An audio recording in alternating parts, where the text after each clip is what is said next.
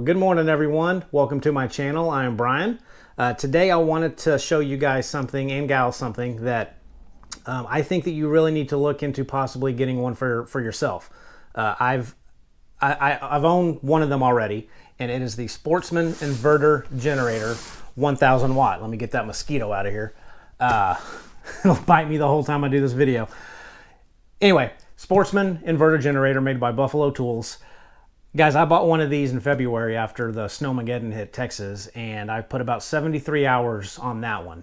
And it has run absolutely flawless. I've continually run it to about 500, 600 watts. I've used it for a sump pump to drain my pool. I've used it for a big commercial size floor air mover that actually blew up a big bounce house. Let that run for all weekend, basically, for the kids. I use it for hedge trimmers out in the backyard. Anywhere I don't want to plug into the house and take a 100-foot extension cord, I use this. And this thing, in an emergency, it's only really an emergency use generator in my opinion, but it'll run your freezer, it'll run a refrigerator, it'll run small appliances, lights, fans, something in an emergency that you might need. And mine has run flawlessly. There's going to be lemons out there, I get it. There's some videos out there from some of these that have not been good. However, mine's been great, and a lot of the reviews that I've also read have been great. So again, it's 1000 watt, 15 amps. It's not going to power your whole home, but on a half a tank of gas, it'll run almost 6.5 hours at a 50% load. So it sips gas. It's super quiet. Mine's been very reliable, and I wanted to make this video because when I bought this in February, I bought it from Home Depot and I paid $169 for it. And after I used it a couple times, I knew that I wanted to buy another one to keep as a backup, but the price went up. I saw it almost as high as $349 at Home Depot after I bought it. I'm not going to spend that much money on it, but at TractorSupplyCompany.com, I bought this on Friday for $169. I checked today. Today is September the 30th, and it has gone up $10. So it's $179 at Tractor Supply Company right now, but that's still a steal, guys. I honestly think it's a very good price for a very good generator. So check out Tractor Supply Company, $179. I paid $12 to have this thing shipped to my house. It would have been free if I got it shipped to the store, but to me, $12 to ship something that weighs almost 30 pounds, I did it. I think it's easier. So let me get this thing unboxed, run you through how I set it up, the oil that I use, spark plugs I change out, and all that good stuff. And I'll show you guys the break-in period of it. And then I'm going to hook it up to a new 5,000 BTU window air conditioner, the cheapest one I can find on Amazon, just to kind of test this thing out. So that'll be fun. So let's get this thing open and oiled up and started.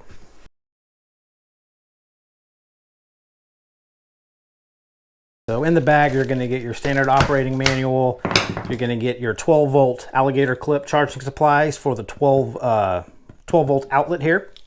You're going to get a screwdriver, and you're going to get a spark plug removal tool.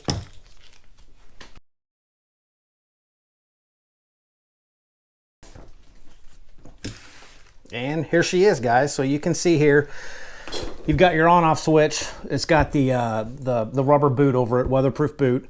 It does have economy mode. You've got your output light, your overload light, your low oil alert light. You've got your reset, your 12-volt, 4-amp outlet, and your standard AC 120-volt, one outlet there, okay? So very basic, lightweight generator. But again, it'll run items that you'll need in an emergency, being, keep your freezer frozen, your refrigerator cold, a couple of fans running during the summer, some lights at night, whatever emergency items you might want to run. But this is how I'm going to set it up, and I will show you guys here in a second how to fill it up with oil. Okay, now for the oil change, it's pretty simple. It comes with a supply of screwdriver, or obviously use something else, but it's just 4 Phillips head screws that hold in the side panel that you'll take off. And then this thing takes 7.5 ounces of oil. That was a big conspiracy on this model a couple of years ago. I believe the manual said it took 10 ounces of oil, and they later came back and corrected that and revised the packaging and the owner's manual. But long story short, it takes 7.5 ounces. Okay, so this is with the cover off. Here you got your air filter. your choke lever. This is your dipstick, so this is where you're going to actually fill the oil. And since this calls for 7.5 ounces of oil, I'm betting there's probably just a tad bit of oil in there already. So I'm probably going to put 7.3 ounces of oil, because the last thing you want to do is overfill this thing with oil, or you will get smoke everywhere. So I'm going to clean this up a little bit, get the residuals out of there. And you can see here, it's nice. It's got a little oil drip tray here. So when you do your oil change, it's nice because you just tip it over and the oil catches on this little tray here, and it doesn't go inside the generator and on the bottom that creates all kinds of mess. So that's good they put that on there. All right, so 7.5 ounces of oil. What I've always done, I'm a believer in MMO, Marvel Mystery Oil. So for good luck, I'm going to put an ounce of Marvel Mystery Oil in this mix, and then the rest conventional oil. Now for break-in period for generators, I highly recommend you use conventional oil, not synthetic oil. It helps seat everything, just clean up the engine a lot better with conventional oil after about 20 or so hours. Switch over to synthetic, but while you're breaking these things in, use conventional dyno oil.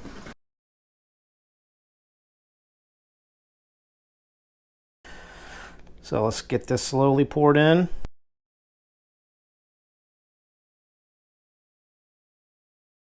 And a good way to tell if it's enough oil is if you can tip it over and you see the oil start to come just touching the threads, you're perfect. And that's right where we're at.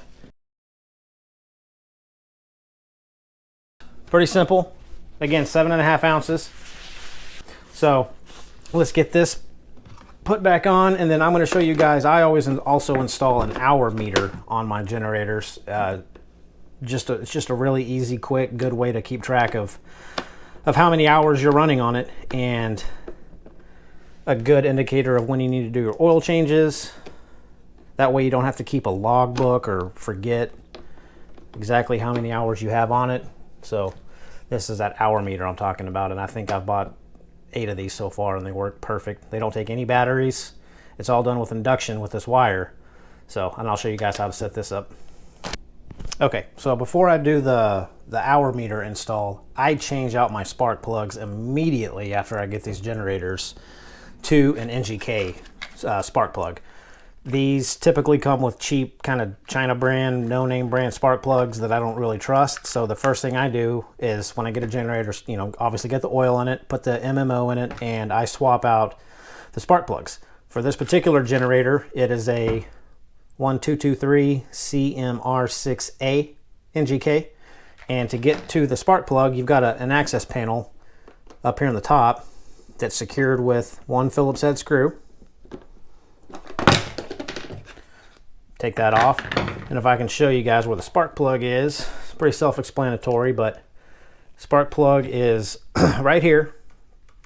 So I'm going to pull this boot off and swap out the spark plug with the supplied spark plug removal tool. There we go. Okay, so now that's off, and we'll use the supplied tool, screwdriver in, and loosen it up.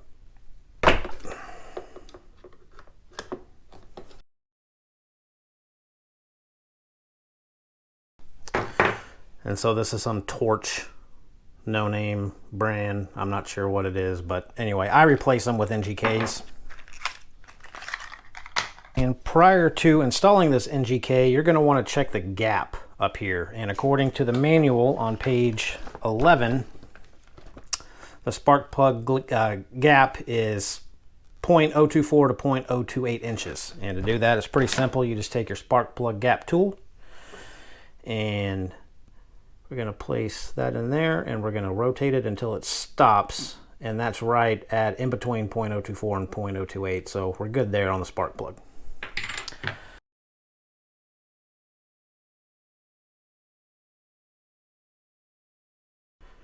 Give it a nice turn, and we're good. Okay, and then replace the boot. Okay, that's how you change the spark plug. Okay, so for the next step in how I'm going to set this generator up is I'm going to install this hour meter. Now there's lots of different ways you can install these hour meters. You can put them on the outside and run the wire behind this panel. I like to just drill a tiny little hole in this access panel that goes to the spark plug. To me, it's just a cleaner install, but you don't have to do that if you don't want to modify or drill holes in your generator, but it's just a tiny hole, just enough to get a little wire through, so that's what I'm going to do. So I'm going to want the wire to come out somewhere about right in here.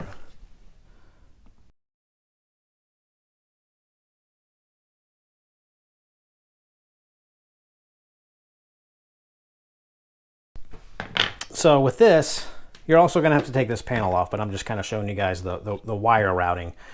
It's going to go through the top, down, and just leave yourself a little bit extra because you're going to cut this eventually. So let me take this panel off and show you guys how to.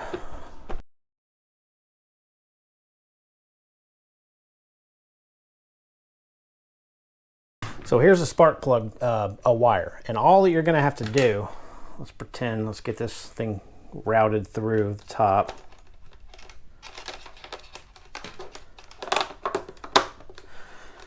Get this out of the way.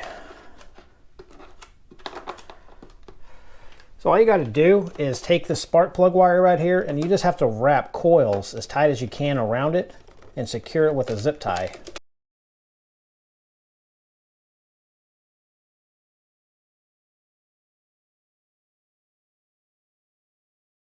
Okay, trim the wire tie, and you can cut this cord too. Put our panel back on.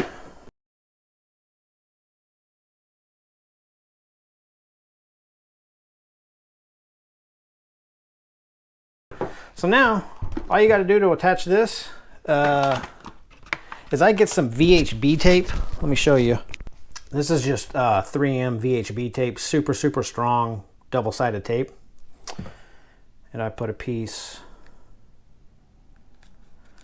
put a couple of pieces on the back, peel this back, and then this wire that's up top, you just kind of push it into this little channel right here. Okay, so that's pushed in. Then I'll just stick it to it. And that's not going to go anywhere. And you can clip this wire off right here.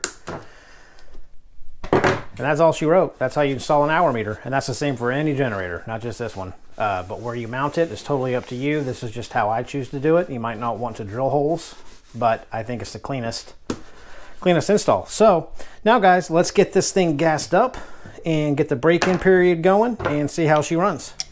Okay, so here's the startup. So I'm just going to use 93 octane standard fuel with a little bit of stabilizer in it.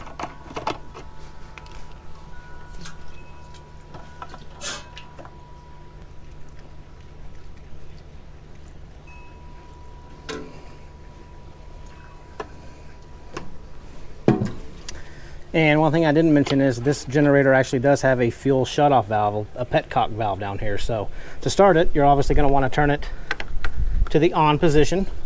You're going to want to pump the primer bulb until you get gas in the bulb. Get it primed. You're going to want to close the choke right here. Turn the switch to on and make sure you are in economy mode off. Now, let's see how many pulls this thing will take. My guess is probably 3. Oh, and you're also going to want to make sure that the fuel cap is open to allow the tank to vent. So, there we go. I'm going to kind of just prime it once, twice. Okay.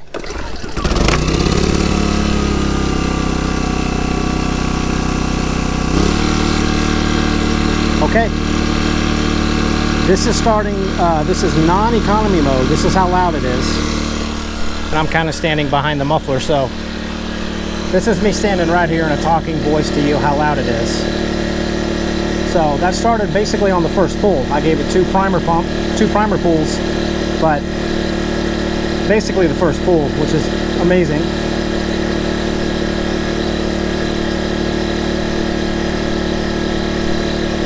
So let me step back here So guys, I also want to reiterate that I am by no means associated with Buffalo Tools or Tractor Supply Company or anything. I'm not getting money for this.